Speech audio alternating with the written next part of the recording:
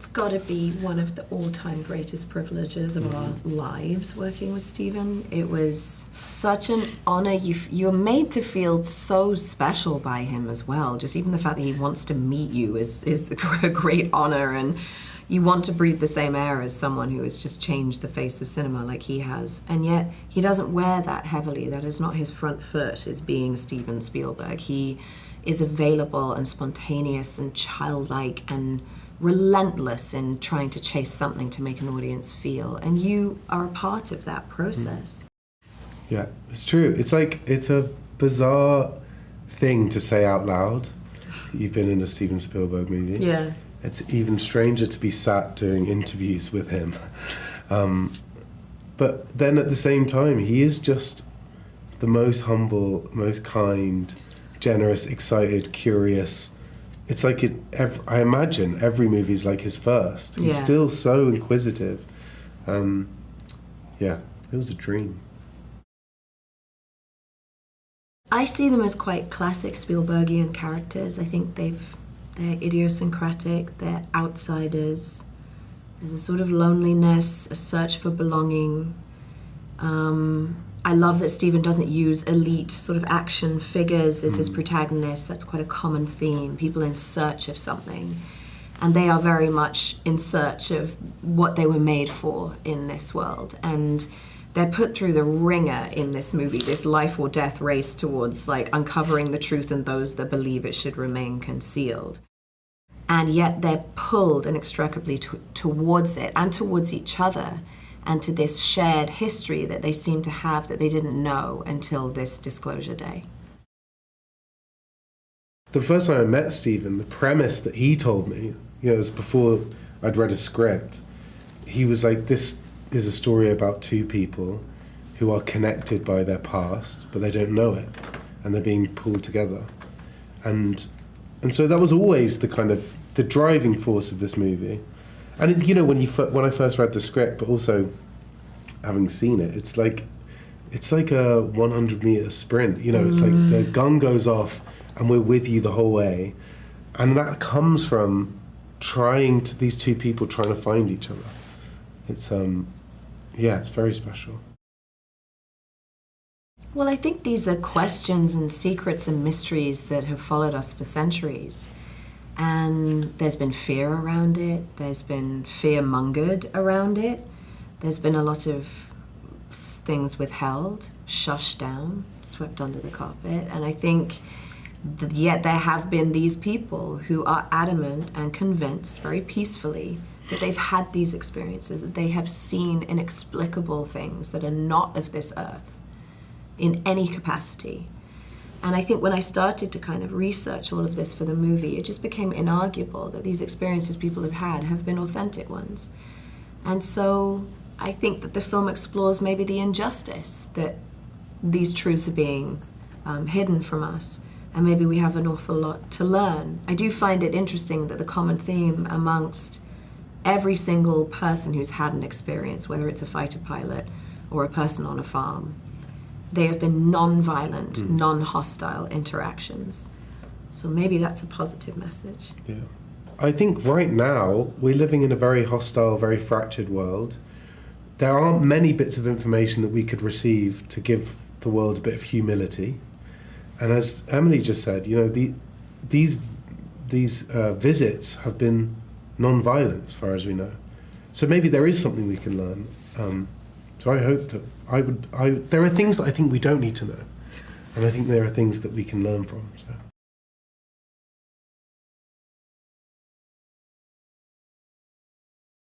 Well, the story came to me because when I was making my earlier science fiction films, I needed and trusted my imagination to think of things that perhaps hadn't been done before. And when the news cycle started to shift, with more and more people from let's say the United States Army, the Air Force, the Navy pilots, people in Congress, when they started to release or leak through whistleblowers information that made the incredible almost credible. And that all started in 2017 from the New York Times reporting on the Tic Tac footage that was captured by a Navy F-18 jet off the coast of San Diego. And when I saw that footage, when the world saw that footage, I suddenly realized maybe there's a new way of telling a story about the clear and present opportunity to disclose what the government or what different deep state contract companies have been hiding from the general public for 80 years. And I started to work on a story that was going to be hopefully a reflection of what someday could really happen, not ever imagining that after I made the film and got the film all ready for release, the government would actually be starting to not leak, but release heretofore never seen UFO, UAP footage. It's the most joyous thing. It truly is. It's like he invites you in to this world to help interrogate with him, to wrestle with it.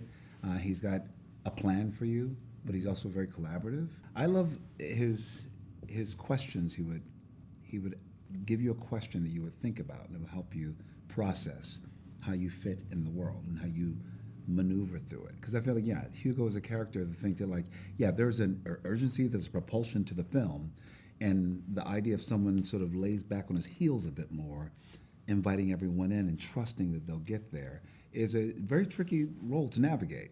But I navigated, Steven really helped guide me through that.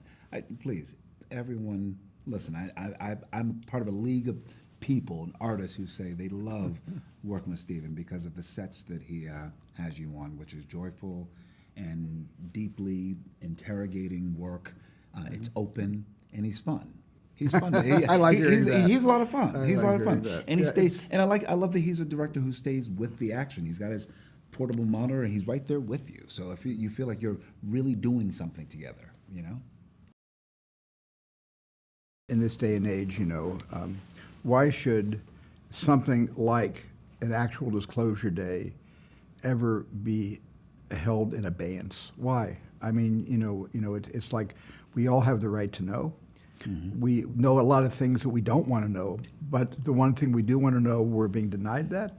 I mean, the government right now is releasing some very grainy and misty footage that doesn't really prove anything scientifically. But what they're saying is we're going to let the American public, determine what this is for themselves. Mm-hmm. And they're not coming out and saying this is what we have been interacting with or who we've been interacting with for the last 80 years.